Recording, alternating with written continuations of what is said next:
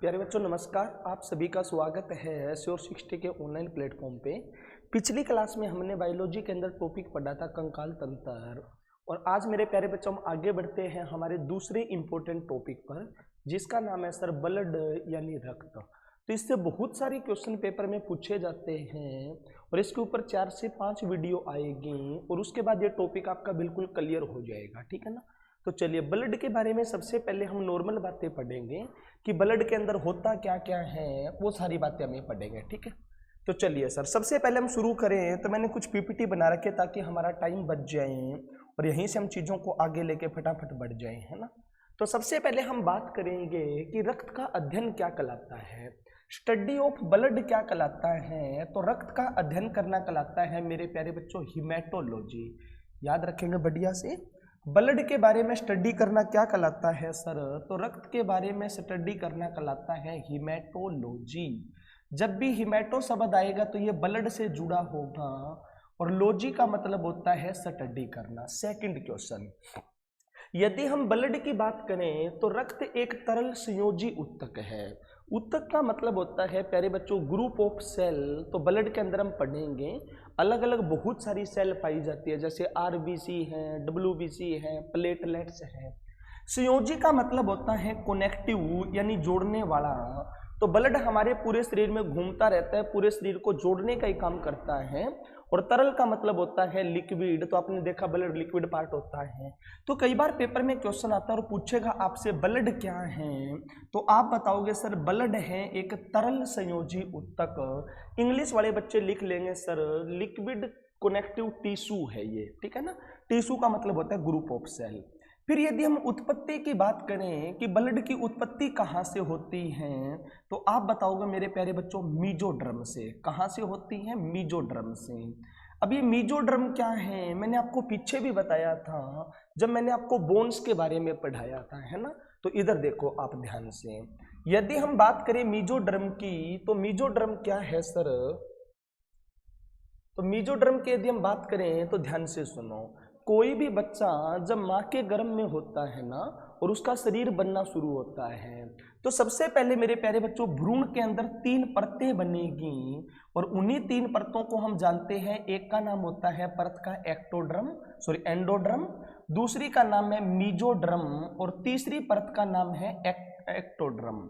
तो किसी भी बच्चे का जब विकास होगा सर माँ के गर्भ के अंदर, तो सबसे पहले 3 परतें बनेगी और यही परतें डिसाइड करेगी कि कौन सी परत से कौन सा अंग बनेगा। तो याद रखेंगे जो एंडोड्रम वाली परत होती है ना मेरे प्यारे बच्चों, इससे बनते हैं भ्रूण के अंदर आंतरिक अंग। जितने भी इंटरनल ऑर्गन है ना सर, वो आंतरिक अंग बनेंगे मेरे प्यारे बच्चों एंडोड्रम से। नाम से ही क्लियर है, एंडो का मतलब होता है अंदर वाली चीजें। फिर हम बात करेंगे मीजोड्रम की, तो बीच वाली परत है ये। और मीजोड्रम परत से क्या बनेगा, ये सबसे ज्यादा पेपर में पूछा जाता है। तो मीजोड्रम परत से याद रखेंगे सबसे पहले मेरे प्यारे बच्चों बनेगी लाल अस्थि मज्जा, है ना। लाल अस्थि मज्जा मैंने बताया था, आपको आगे भी बताएंगे। लाल अस्थि मज्जा जिसको आप रेड बोन मैरो कहते हो। फिर लाल अस्थि मज्जा के बाद में यदि हम बात करें तो सर ब्लड भी इसी के अंदर बनता है। रक्त, अब रक्त चलने के लिए वाहिकाएं चाहिए सर, तो रक्त नलिकाओं का निर्माण भी इसी में होता है।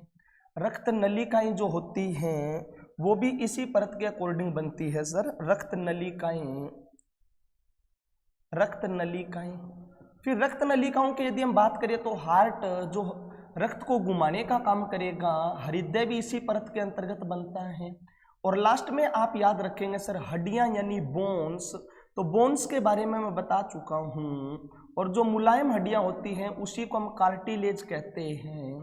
तो मैंने हड्डियों वाले टॉपिक में भी बताया था कि जो हड्डियों की उत्पत्ति होती है वो मीजोड्रम से होती है। किससे होती है सर? मीजोड्रम से। तो मीजोड्रम से इतनी चीजें बनती हैं। और जो लास्ट की परत है सबसे बाहर वाली, उसका नाम है एक्टोड्रम, और इस परत से मेरे प्यारे बच्चों बनती है स्किन। तो जो छोटे बच्चे के अंदर स्किन बनेगी ना, त्वचा बनेगी, वो इसी परत के अंतर्गत बनती है स्किन के साथ साथ याद रखेंगे सर ब्रेन भी लास्ट में बनेगा बिल्कुल। और ब्रेन के बाद में आप लास्ट में याद रखेंगे सर किडनी, जिसको हिंदी में वृक्क कहते हैं। ब्रेन का मतलब होता है मस्तिष्क और किडनी का मतलब हो जाएगा सर वृक्क। इनके बारे में हम आगे डिटेल में पढ़ेंगे। तो ये बार बार पेपर में क्वेश्चन पूछा जाता है। तो हमारा क्वेश्चन था कि सर ब्लड का निर्माण कहाँ होता है? तो ब्लड का ओरिजिन होता है मेरे प्यारे बच्चों मेसोडर्म वाली परत से। कौन सी परत से होता है? मेसोडर्म से। फिर यदि हम पीएच मान की बात करें तो ब्लड का पीएच मान होता है 7.4। इतना आपको पता होगा, एक स्केल होता है पीएच स्केल, और पीएच स्केल पर 0 से लेकर 14 तक की गिनती लिखी होती है। तो यदि पीएच मान पूरा पूरा 7 है तो वो उदासीन होता है, न्यूट्रल होता है। और पीएच मान यदि 7 से कम है ना तो उसे हम एसिडिक नेचर कहते हैं, अम्लीय नेचर कहते हैं। और पीएच मान यदि 7 से ज़्यादा है तो वो अक्षारीय कहलाता है, यानी बेसिक कहलाता है।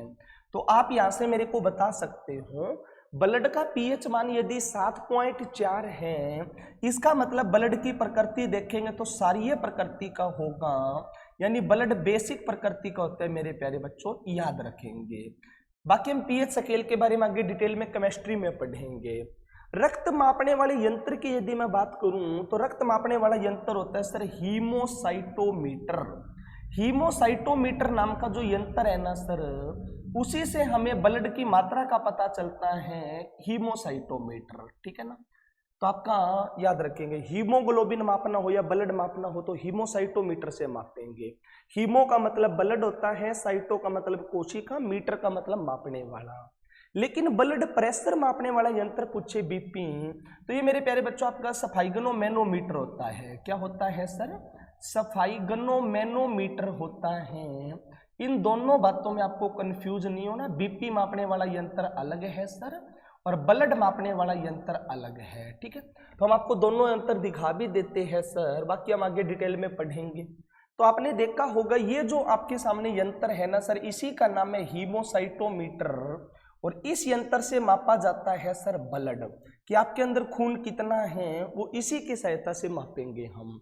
लेकिन बीपी मापने वाले यंत्र की बात करें तो ये रहा आपके पास, और इस यंत्र का नाम होता है सर सफाइगनोमैनोमीटर। इससे बीपी मापा जाता है। बीपी हमेशा हाथ से मापा जाता है, ब्रोकियल नाम की ध्वनि से। तो हम आगे डिटेल में पढ़ेंगे सर, याद रखेंगे दोनों यंत्र के बारे में। इसके बाद में सर हम यदि आगे बढ़े तो कुछ और भी बातें हैं कि सर ब्लड की मात्रा कितनी होती है मानव शरीर में। तो याद रखेंगे सर, मात्रा जो होगी ना वो शरीर के भार का 7% होगी। शरीर के भार का 7%, जितना आपका शरीर का भार है ना उसका 7% आपको ब्लड मिलेगा। तो यदि मैं मानव के अंदर बात करूं, मनुष्य के अंदर बात करूं, तो मनुष्य के अंदर मेरे प्यारे बच्चों जो नॉर्मल वयस्क हैं उनके अंदर खून होता है सर 5 से 6 लीटर, या कई बुक में मेरे प्यारे बच्चों 5 से 5.5 लीटर भी लिखा है, एक ही बात है। तो 5 से 6 बोलूं या 5.5 बोलूं, 5 से 5.5 लीटर वयस्क मनुष्य की यदि हम बात करें तो, ठीक है ना। लेकिन महिलाओं के अंदर पूछे ना तो महिलाओं के अंदर आधा लीटर खून कम होता है लगभग। तो महिलाओं के केस में आपसे खून पूछा जाए तो महिलाओं के अंदर खून मेरे प्यारे बच्चों आपको लगभग आधा लीटर कम बताना है, और महिलाओं के अंदर खून होता है लगभग 4 से 4.5 लीटर। इसके कई कारण हैं सर। एक तो महिलाओं का भार कम होता है और खून भार पे ही डिपेंड करता है। दूसरा, इनमें मेंसेस साइकिल वगैरह हैं जिनमें बहुत सारा खून बह जाता है, तो ये बात भी आपको याद रखनी है। फिर हम खून के रंग की बात करें तो खून का रंग कैसा होता है सर, तो भाई हमारे खून का रंग होता है लाल। और खून का रंग लाल क्यों होता है तो आप बताओगे सर हीमोग्लोबिन प्रोटीन के कारण। तो हमारे खून का रंग लाल है और किसके कारण है सर, तो हीमोग्लोबिन प्रोटीन के कारण। मोस्ट इंपोर्टेंट है, हमारे खून में एक प्रोटीन पाया जाता है जिसका नाम है हीमोग्लोबिन प्रोटीन, और इसी हीमोग्लोबिन प्रोटीन के कारण हमारे खून का रंग लाल है। आगे डिटेल में पढ़ेंगे बाकी हम सारा। कॉकरोच के रक्त का रंग देखोगे तो सफेद होता है मेरे प्यारे बच्चों, और कॉकरोच के खून का रंग सफेद है तो कारण पूछा जाएगा। तो कॉकरोच के खून का रंग सफेद होता है हीमोलिम्फ के कारण। कॉकरोच के खून का सफेद होता है हीमोलिम्फ के कारण, ये बात भी आपको याद रखनी है। और यदि हम ऑक्टोपस की बात करेंगे ना तो ऑक्टोपस के खून का रंग होता है मेरे प्यारे बच्चों नीला, और किसके कारण नीला होता है तो हीमोसाइनिन के कारण। किसके कारण सर, हीमोसाइनिन के कारण। ये बात भी आपको बढ़िया से ध्यान रखनी है, हीमोसाइनिन के कारण। फिर यदि हम बात करें कि सर रक्त का निर्माण कहाँ होता है, तो पिछली क्लास में भी मैंने बताया था रक्त का निर्माण होता है मेरे प्यारे बच्चों अस्थि मज्जा में। अस्थि मज्जा को हम इंग्लिश में बोन मैरो कहते हैं। हड्डियों के बीच में जो खोखला स्थान होता है ना, उसी को हम अस्थि मज्जा कहते हैं सर। और वहीं पर हमारे ब्लड का निर्माण होता है। तो ब्लड के अंदर आरबीसी पूछे, डब्ल्यूबीसी पूछे या प्लेटलेट्स पूछे, आपको अस्थि मज्जा ही बताना है। ये बेसिक बातें थी, उम्मीद करेंगे सारी बातें क्लियर होगी। बेसिक क्वेश्चन है। अब हम थोड़ा सा आगे बढ़ते हैं सर और चीजों के ऊपर, और अब हम थोड़ा सा ब्लड को बांट के पढ़ते हैं। तो यदि हम ब्लड को बांट के पढ़ें तो ब्लड में हमें दो भाग दिखाई देंगे प्यारे बच्चों। एक है ब्लड के अंदर लिक्विड भाग, जैसे आपने नहर में देखा होगा, तो नहर में जो पानी होता है वो लिक्विड पार्ट है, लेकिन उसी के साथ कुछ सॉलिड चीजें भी तैरती रहती है, जैसे नारियल वगैरह या कुछ भी। उसी प्रकार हमारा ब्लड है। तो एक तो है ब्लड का लिक्विड वाला भाग, तरल वाला भाग, और खून का जो तरल वाला भाग है ना, इसे कहा जाता है मेरे प्यारे बच्चों प्लाज्मा। फिर आप कहोगे सर होता कितना है ये, तो पै प्लाज्मा और पै 55, ये वाला भाग हमारे खून में लगभग 55% होता है। बाकी जो भाग होता है ना वो खून का सॉलिड भाग होता है।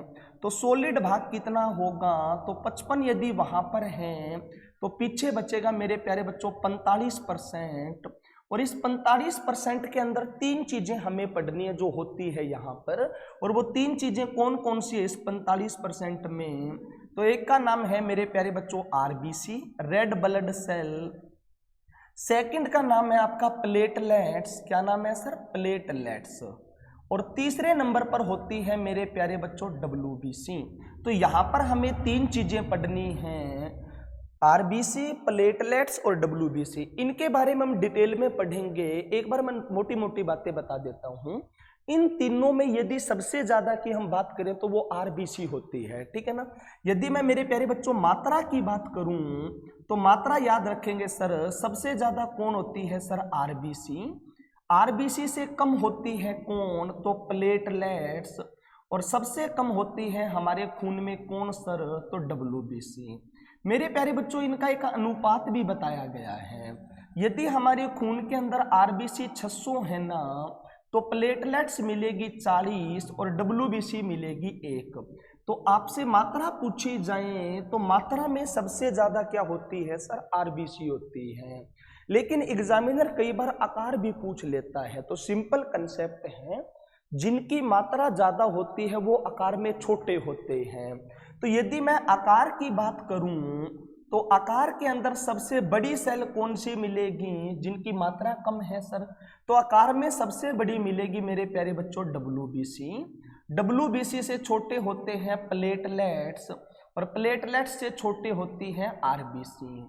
तो आरबीसी संख्या में तो सबसे ज्यादा है, लेकिन आकार में सबसे छोटी है। एक बार आपको इतनी बातें ध्यान में रखनी है, बाकी हम डिटेल में पढ़ेंगे। अब हम शुरुआत करेंगे मेरे प्यारे बच्चों प्लाज्मा से। पहले हम इस प्लाज्मा को निपटा देते हैं और उसके बाद हम उधर जाएंगे धीरे धीरे करके, ठीक है ना। तो प्लाज्मा से क्या क्या, अच्छा एक बार देख लो आप यहाँ पे खून में होता क्या क्या है। तो ये सर बोन मैरो है जिसके अंदर हमारा खून बनता है, ब्लड वेसल है ये तो बह रहा है जिनके अंदर खून। तो एक तो इनमें होती है सर व्हाइट ब्लड सेल, श्वेत रक्त कोश कणिका होती है। एक इसमें प्लाज्मा होता है जो लिक्विड वाला पार्ट है। एक प्लेटलेट्स होता है, एक आरबीसी होता है, ये आप देख सकते हो सर। अब हम आगे पढ़ेंगे प्लाज्मा के बारे में। तो प्लाज्मा से क्या क्या क्वेश्चन आएंगे तो सभी को पता है सर। प्लाज्मा जो होता है ना, ये रक्त का कैसा भाग है, तो तरल भाग है। प्लाज्मा रक्त का तरल भाग होता है। अच्छा मात्रा यदि पूछूं तो प्लाज्मा होता कितना है, तो आप कहोगे सर 55%।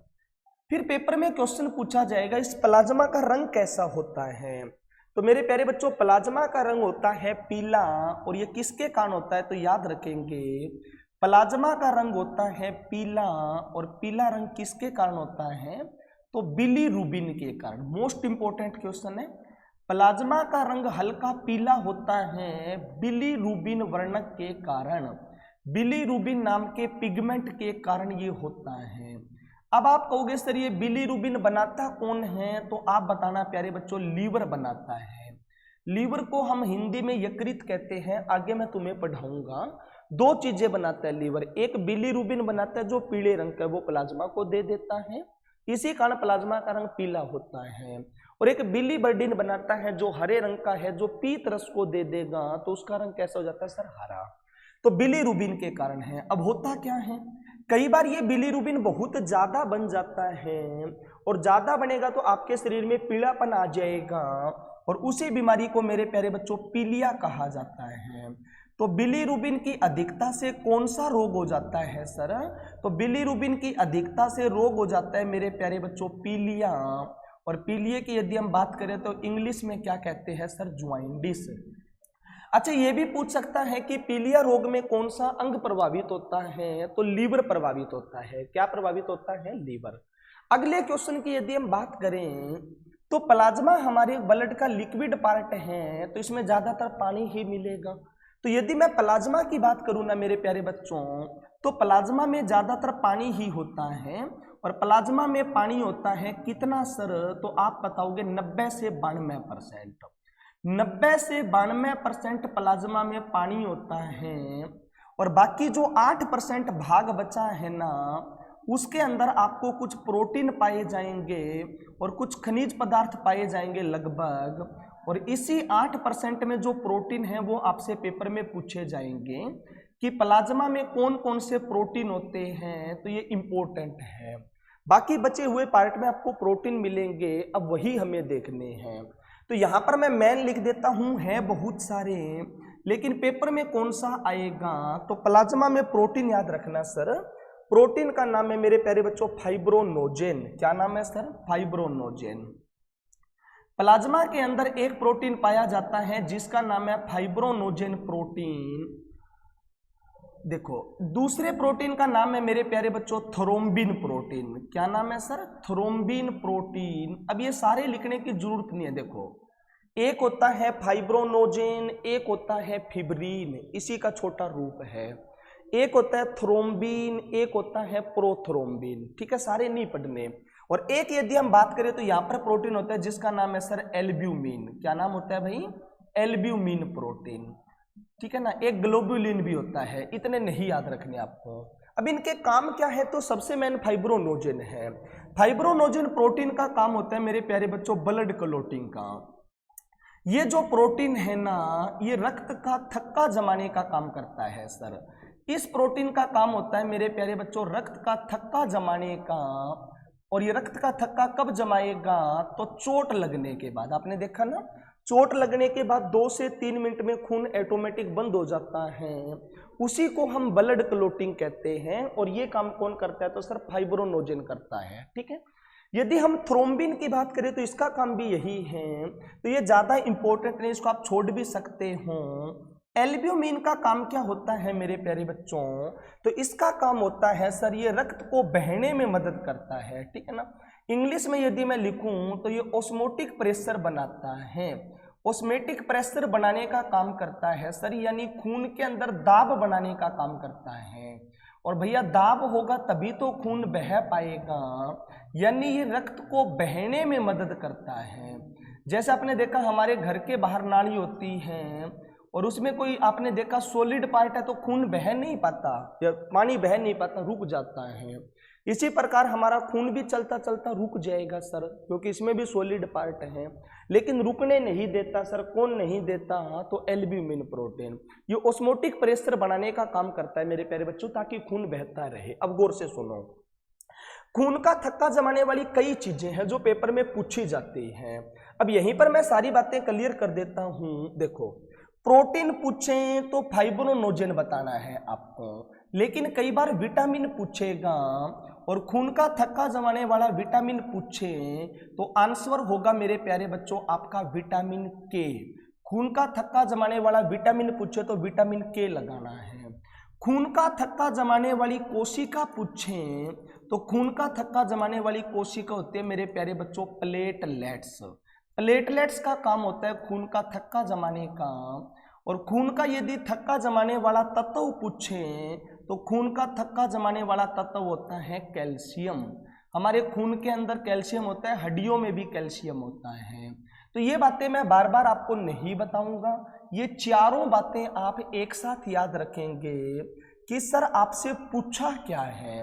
प्रोटीन पूछा तो उत्तर क्या बताएंगे, और विटामिन पूछा तो क्या बताएंगे, ठीक है। अब हम थोड़ा सा आगे बढ़ते हैं, मेनली यही होता है प्रोटीन वाला भाग, ठीक है ना। और इसमें एक याद रखना है सर, फाइब्रोनोजेन। फिर एक क्वेश्चन पूछा जाएगा, व्हाट इज सीरम, सीरम क्या होता है सीरम। तो प्यारे बच्चों सीरम क्या होता है, ये कई बार आया है पेपर में, तो गौर से सुनो। आपका जो लिक्विड वाला भाग है ना खून का, जिसे हम प्लाज्मा कहते हैं, प्लाज्मा, आपको क्या करना है, प्लाज्मा में से और खून का थक्का जमाने वाली चीजें निकाल दो सर। प्लाज्मा में से रक्त का थक्का जमाने वाले कारक निकाल दो, और यदि प्लाज्मा में से रक्त का थक्का जमाने वाले कारक आप बाहर निकाल देते हो, फैक्टर, तो मेरे प्यारे बच्चों बची हुई चीज को हम कहते हैं सीरम। और इसी सीरम का यूज सर बीमारियों का पता लगाने में किया जाता है। बार बार आएगा पेपर में, सीरम क्या है। तो प्लाज्मा में से आप क्लोटिंग फैक्टर बाहर निकाल दो, जो खून का थक्का जमाता है, तो जो बाकी बचेगा उसी को हम सीरम कहेंगे। और कई बार ये क्लोटिंग फैक्टर ना लिख के यहाँ पर मेरे प्यारे बच्चों फाइब्रोनोजेन प्रोटीन लिख देगा, क्योंकि प्लाज्मा के अंदर थक्का जमाने का काम करता कौन है सर, तो फाइब्रोनोजेन प्रोटीन करता है। ये बात भी आपको ध्यान रखनी है। अब हम आपको लास्ट बात बता देते हैं कि प्लाज्मा का कार्य क्या है सर। हमारे खून के अंदर जो प्लाज्मा है इसका कार्य क्या है, तो सबसे पहला काम है मेरे प्यारे बच्चों इसका भोजन का परिवहन करना। भोजन बोलो या ग्लूकोज बोलो, हमारे शरीर में भोजन ग्लूकोज के रूप में रहता है। तो प्लाज्मा का पहला काम है सर ये ग्लूकोज का परिवहन करता है। भाई जितना भी खाना आपने खाया वो छोटी आंत के अंदर वाले भाग में हमारे शरीर में अवशोषित कर लेते हैं, और फिर उसको पूरे शरीर में भेजना होता है सभी अंगों के पास। तो भोजन या कोई भी चीज खनिज पदार्थ हैं उनको सभी अंगों तक भेजने का काम प्लाज्मा ही करेगा सर, सभी के पास, ठीक है ना। और दूसरा ये काम क्या करता है, तो ये हमारे खून के पीएच मान को संतुलित करता है। खून का पीएच मान अभी मैंने बताया 7.4 होता है, तो ये बैलेंस बना के रखता है सर, ना तो कम होने देता और ना ज्यादा होने देता। तो पीएच मान का संतुलन बनाए रखता है। इतनी बातें आपको यहां से ध्यान रखनी है प्लाज्मा से, यही क्वेश्चन पेपर में बार बार पूछे गए हैं। हो जाएगा प्लाज्मा, तो एक दो बार पढ़ेंगे सर, आप रिपीट करके, बड़ा स्लो पढ़ा रहा हूं मैं, हो जाएंगे सारा। अब हम बढ़ते हैं आगे वाले पार्ट पर। देखो ये लिक्विड पार्ट तो हमने पढ़ लिया, अब हम बढ़ेंगे सॉलिड पार्ट के ऊपर, और सॉलिड पार्ट पर बढ़ेंगे खून के। तो सबसे पहले हमें पढ़ना है आरबीसी के बारे में, और आरबीसी के बारे में हम पढ़ना शुरू करते हैं मेरे प्यारे बच्चों। यहां से भी बार बार आते हैं पेपर में क्वेश्चन में। आरबीसी को हम हिंदी में कहते हैं लाल रक्त कणिकाएं, इंग्लिश में रेड ब्लड कॉर्पस्कल्स के नाम से जानते हैं, और इसी को हम छोटी फॉर्म में हम कह देते हैं sir RBC, red blood cell, है ना। कणिका बोलो या कोशिका बोलो एक ही बात है। पहला क्वेश्चन कि सर इसका अन्य नाम क्या है, ये बार बार आया पेपर में। तो आरबीसी का अन्य नाम है मेरे प्यारे बच्चों एरिथ्रोसाइट। इसको हम एरिथ्रोसाइट के नाम से भी जानते हैं। एरिथ्रो का मतलब होता है लाल, और साइट का मतलब होता है कोशिका। इसका मतलब लाल कोशिका किसे कहते हैं सर, आरबीसी को कहते हैं एरिथ्रोसाइट। दूसरा क्वेश्चन पूछेगा सर मात्रा कितनी होती है, तो मेरे प्यारे बच्चों याद रखेंगे हमारे खून के अंदर आरबीसी होती है कितनी, तो याद रखेंगे सर 50 से 55 लाख, 50 से 55 लाख होती हैं। मिलियन में बोलोगे तो मेरे प्यारे बच्चों 5 से 5.5 मिलियन हो जाएगी, है ना, क्योंकि 1 मिलियन का मतलब 10 लाख होता है। तो इनकी मात्रा होती है 50 से 55 लाख सेंटीमीटर क्यूब ब्लड के अंदर, रक्त के अंदर, है ना। तो यदि आप सेंटीमीटर क्यूब का मतलब समझते हो, कोई ऐसा बर्तन जिसकी लंबाई भी एक हो, चौड़ाई भी एक हो, ऊंचाई भी एक हो, और उस ब्लड के अंदर यदि आप आरबीसी देखोगे तो 50 से 55 लाख होती है, यानी 5 से 5.5 मिलियन होती है। अभी थोड़ी देर पहले मैंने बताया कि महिलाओं के अंदर खून कम होता है, तो महिलाओं के अंदर जो खून कम होता है उसका मेन कारण आरबीसी है, क्योंकि हमारे खून में सबसे ज़्यादा आरबीसी ही पाई जाती हैं और महिलाओं के अंदर मेरे प्यारे बच्चों आरबीसी ही कम होती हैं। डब्ल्यूबीसी और प्लेटलेट्स तो बराबर होते हैं महिला और पुरुष में। तो महिलाओं के अंदर आरबीसी आप देखोगे ना तो कितनी होती है, तो यहाँ पर थोड़ा सा हल्का सा याद रख लेना मेरे प्यारे बच्चों। महिलाओं में आरबीसी होती है लगभग सर 45 लाख, और 45 लाख को यदि मैं पढ़ूं तो 4.5 मिलियन होती है। तो याद रखेंगे सर यही कोशिका है जो कम होती है, थोड़ा सा कोई दिक्कत नहीं है ना। फिर यदि हम बात करें सर आरबीसी का जन्म कहाँ होता है, तो अभी मैंने बताया ब्लड में कुछ भी पूछें सभी चीजों का जन्म सर बोन मैरो में होता है, अस्थि मज्जा में होता है। ये हम आपको पीछे भी पढ़ा चुके थे, जन्म होगा अस्थि मज्जा में।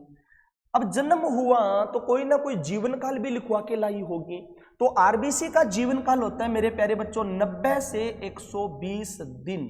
आरबीसी जिंदा रहती है सर 90 से 120 दिन, और उसके बाद में आरबीसी की मृत्यु होगी। तो मोस्ट इंपॉर्टेंट है कि आरबीसी की मृत्यु कहाँ होती है, तो मेरे प्यारे बच्चों आरबीसी की मृत्यु होती है प्लीहा के अंदर, और प्लीहा को ही इंग्लिश में हम कहते हैं सप्लीन। क्या कहते हैं सर?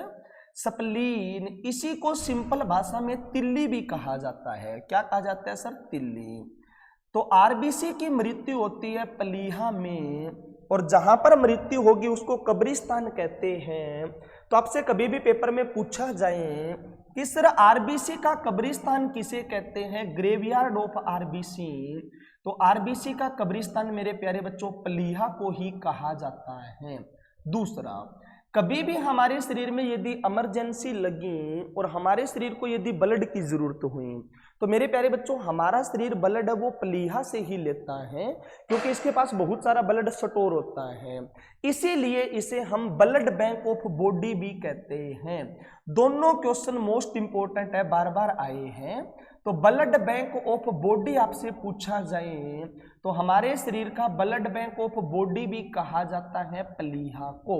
ये दोनों बातें मोस्ट इंपोर्टेंट है, बढ़िया से याद रखेंगे, ठीक है ना। प्लीहा सर। नेक्स्ट यदि हम बात करें तो नेक्स्ट आपको बात याद रखनी है सर, क्या याद रखेंगे, सोते समय यदि आप देखोगे ना तो 5% तक आरबीसी घट जाती है सर। सोते समय यदि आप देखोगे ना, सोते समय आरबीसी 5% तक घट जाती है सर। 5% तक क्या होती है, घट जाती है, क्योंकि हमारा शरीर रिलैक्स है तो ज्यादा दिक्कत नहीं है, 5% तक घट जाएगी। लेकिन ऊंचाई पर जाओगे ना तो वहां पर आरबीसी 30% तक बढ़ जाती है। तो ये दोनों फैक्ट भी आपको बढ़िया से याद रखने, कई बार पेपर में पूछे हैं। ऊंचाई पर जाने से क्या होता है सर, तो ऊंचाई पर जाने से आरबीसी बढ़ जाती है कितनी, और ऊंचाई पर जाने से आरबीसी बढ़ जाती है 30% तक, क्योंकि वहां पे मेरे प्यारे बच्चों ऑक्सीजन वगैरह कम होती है, हवा कम है, तो वहां पर आरबीसी का आकार बढ़ जाएगा, ठीक है। अगली बात यदि हम बात करें कि इसकी शेप कैसी होती है, तो आरबीसी का आकार होता है मेरे प्यारे बच्चों बाइकनकेव। कैसा होता है? बाइकनकेव इसका शेप होता है। इंग्लिश में थोड़ा याद रखेंगे आप, बाइकनकेव, ठीक है ना। हम आपको दिखा भी देते हैं, देखो पेड़ा देखा आपने, पेड़ा खाने वाला, हाँ उसी प्रकार की आपको आरबीसी मिलेगी, सेम पेड़े की तरह। जैसे ये देखो आप, दोनों तरफ से पिचकी हुई है, सेम पेड़े की आकार की है, इसी को हम बाइकनकेव कहते हैं। तो शेप भी पेपर में कई बार पूछी है, और शेप पूछी है तो आप बता देंगे, कोई दिक्कत नहीं है, ठीक है। अगली बात आप याद रखेंगे सर, जितने भी आपके मैमल्स होते हैं, स्तनधारी होते हैं, स्तनधारी, उनमें क्या होता है, तो याद रखेंगे स्तनधारी की आरबीसी में केंद्रक नहीं पाया जाता। मोस्ट इंपोर्टेंट है सर, स्तनधारी की आरबीसी में देखोगे ना तो केंद्रक नहीं पाया जाता। जस्ट एक मिनट वेट करेंगे।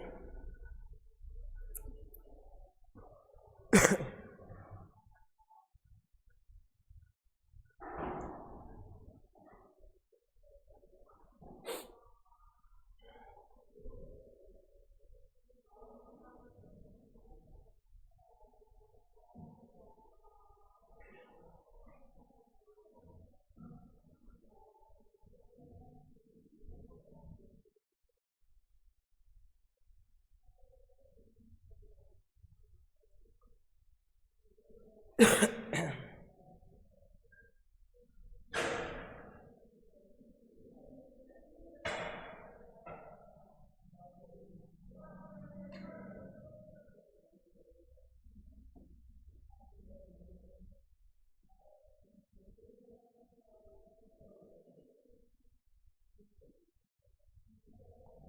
इधर ही बता देता हूं मैं, वो तो वापस नहीं आया शायद, सुनो गौर से। आरबीसी के अंदर यदि हम देखें ना सर स्तनधारी, तो याद रखेंगे सर स्तनधारी की आरबीसी में केंद्रक नहीं पाया जाता। जितने भी मैमल्स होते हैं स्तनधारी की आरबीसी में आप देखोगे तो केंद्रक नहीं पाया जाता, याद रखेंगे सर। लेकिन अपवाद है मेरे प्यारे बच्चों, और वही पेपर में पूछा जाएगा। अपवाद में याद रखेंगे सर ऊंट और लामा, दो जानवर ऐसे हैं सर जिनकी आरबीसी में केंद्रक पाया जाता है, और उनमें एक जानवर का नाम तो है ऊंट और एक जानवर का नाम है लामा। तो ये दोनों बातें आपको बढ़िया से याद रखनी है, ये भी पेपर में बार बार पूछा है। फिर यदि हम आगे बात करें तो हीमोग्लोबिन प्रोटीन मैंने आपको बताया था, और हीमोग्लोबिन जो प्रोटीन होता है ना सर वो आरबीसी में ही पाया जाता है। हीमोग्लोबिन जो प्रोटीन है वो कहाँ पाया जाता है सर, तो हीमोग्लोबिन प्रोटीन आपको आरबीसी में ही मिलेगा। अब सबसे पहले आपको पता होना चाहिए कि हीमोग्लोबिन प्रोटीन है क्या। तो ये दो चीजों से मिलकर बना है, एक तो हिम और एक होता है मेरे प्यारे बच्चों ग्लोबिन। हिम और एक है आपके सामने ग्लोबिन। तो ये क्या है सर, तो हिम का मतलब होता है मेरे प्यारे बच्चों आयरन यानी लोहा। तो पेपर में बार बार क्वेश्चन पूछा गया है कि हीमोग्लोबिन प्रोटीन में कौन सी धातु पाई जाती है, तो आयरन पाया जाता है।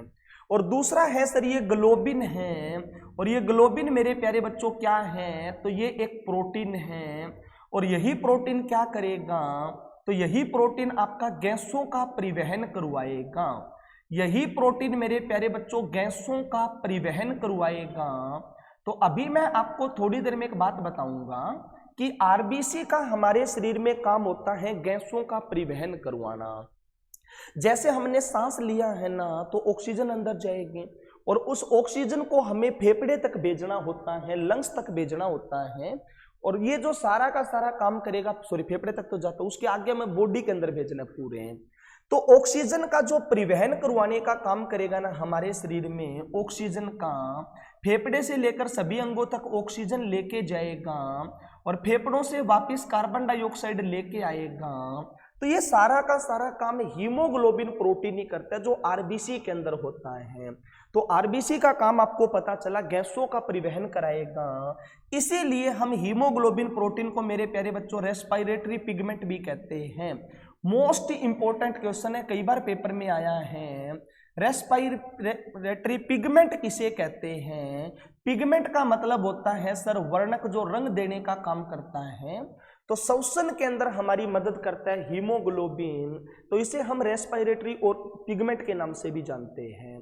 अब ये बताओ सर ये होता कितना है हीमोग्लोबिन? तो हीमोग्लोबिन आप देखोगे ना मेरे प्यारे बच्चों, तो पुरुषों के अंदर यदि मैं बात करूं तो हीमोग्लोबिन प्रोटीन ज्यादा होता है, और पुरुषों के अंदर हीमोग्लोबिन प्रोटीन होता है 14 से 16 ग्राम पर 100 ml of blood. 100 ml of blood, यदि आप 100 ml ब्लड देखोगे ना पुरुषों में, तो उसमें मेरे प्यारे बच्चों आपको ये मिलेगा 14 से 16 ग्राम। और महिलाओं के अंदर कितना होता है सर? तो भाई महिलाओं में तो आरबीसी कम होती है, और आरबीसी के अंदर ही है ये। तो महिलाओं के अंदर ये होता है सर 12 से 14 ग्राम पर 100 ml ऑफ HB। तो ये बात भी आपको बढ़िया से याद रखनी है कि होता कितना है सर। आमतौर पर आप खून पूछोगे तो लोग यही बताते हैं 14 ग्राम है, तो वो खून नहीं है मेरे प्यारे बच्चों, वो तो हीमोग्लोबिन है। खून आप देखोगे तो वो तो हमारे शरीर में 5 से 6 लीटर होता है। तो ये बात भी आपको बढ़िया से याद रखनी है, कोई दिक्कत नहीं है। और यही हमारा आरबीसी का काम है। आरबीसी का काम हमारे शरीर में ऑक्सीजन का परिवहन करना है या फिर कार्बन डाइऑक्साइड का परिवहन करना है। बाकी हम इसको आगे डिटेल में पढ़ेंगे। अब थोड़ा सा हम आपको रोग बता देते हैं कि आरबीसी की कमी से होने वाले रोग कौन से हैं।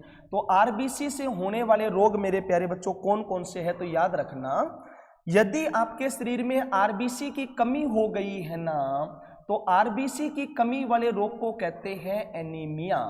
यदि आपके शरीर में आरबीसी की कमी है, आरबीसी की कमी मतलब खून की कमी, क्योंकि यही मेन सेल है, और आरबीसी की कमी से जो रोग होता है उसे हम कहते हैं मेरे प्यारे बच्चों एनीमिया। क्या कहते हैं सर? एनीमिया कहते हैं। एनीमिया मतलब खून की कमी है। दूसरा सर, यदि हमारे शरीर में ये आरबीसी ज्यादा हो तो भी एक रोग हो जाएगा मेरे प्यारे बच्चों, और आरबीसी की अधिकता से जो रोग होता है उसका नाम है पॉलीसाइथेमिया। क्या नाम है सर? पॉलीसाइथेमिया। पॉलीसाइथेमिया, पोली का मतलब होता है हमेशा ज्यादा, साइथेमिया। तो ये आप देखोगे तो ज्यादातर ये मिलेगा आपको गर्भवती महिलाओं के अंदर, है ना। यदि कोई महिला गर्भवती है तो उनमें आरबीसी ज्यादा हो जाती है, या फिर आप मेरे प्यारे बच्चों ऊंचाई के ऊपर चले गए हो तो ऊंचाई पर भी जाने से आरबीसी 30% बढ़ती हैं, और उस केस में आपको पॉलीसाइथेमिया हो जाएगा। और इस रोग में क्या होते हैं तो त्वचा पर धब्बे बनने लगते हैं सर, ठीक है ना। त्वचा पर आपके काले रंग के धब्बे बनने लगेंगे। ये ज्यादा नहीं पूछता है, एनीमिया पूछेगा। और लास्ट के रोग का नाम है मेरे प्यारे बच्चों थैलेसेमिया। थैलेसेमिया की यदि बात करोगे, थैलेसीमिया, तो ये एक आनुवंशिक रोग है, मोस्ट इंपॉर्टेंट है। आनुवंशिक रोग का मतलब होता है जेनेटिक डिजीज, यानी जो पीढ़ी दर पीढ़ी होता है सर। इसमें क्या होता है तो थैलेसीमिया रोग के अंदर आप देखोगे ना तो मेरे प्यारे बच्चों इसमें हीमोग्लोबिन निर्माण में दिक्कत होती है, एचबी। जो हीमोग्लोबिन निर्माण है ना उसमें समस्या आती है, और उसमें समस्या आएगी तो मेन तो यही है खून में हीमोग्लोबिन। हीमोग्लोबिन में दिक्कत है, इसका मतलब खून की कमी होगी। और इस रोग का पता 3 महीने के बच्चे से पता चल जाता है, और ऐसे बच्चे को बार बार बाहर से खून चढ़वाना पड़ता है। तो याद रखेंगे सर, थैलेसीमिया भी आप देखोगे तो खून से जुड़ा हुआ रोग है, और ये कैसा रोग है सर? एक जेनेटिक डिजीज है। तो इस क्लास में हमने आरबीसी तक पढ़ा। अगली क्लास में हम आगे बढ़ेंगे, 3 से 4 क्लास होगी, और उसके बाद में टॉपिक बढ़िया से तैयार हो जाएगा, ठीक है ना। ये बात आपको बढ़िया से याद रखनी है। एक क्वेश्चन मैंने पीछे बताया आपको अभी कि ब्लड का निर्माण मेरे प्यारे बच्चों अस्थि मज्जा में होता है, बोन मैरो में। लेकिन याद रखेंगे यदि कोई छोटा बच्चा है ना सर, जो माँ के गर्भ के अंदर है भ्रूण में, तो भ्रूण में तो अस्थियां सबसे लास्ट में बनती है मेरे प्यारे बच्चों। तो भ्रूण के जो है ना वहां पर जो ब्लड का निर्माण होता है वो लीवर में होता है, यकृत में। तो ये बात आप वहां पे हल्का सा नोट कर लेंगे जो मैंने पहले बताया था। हाँ, भ्रूण के अंदर देखोगे तो आरबीसी जो ब्लड का निर्माण है वो लीवर में होगा, यकृत में। चलिए मिलते हैं नेक्स्ट क्लास में। Thank you.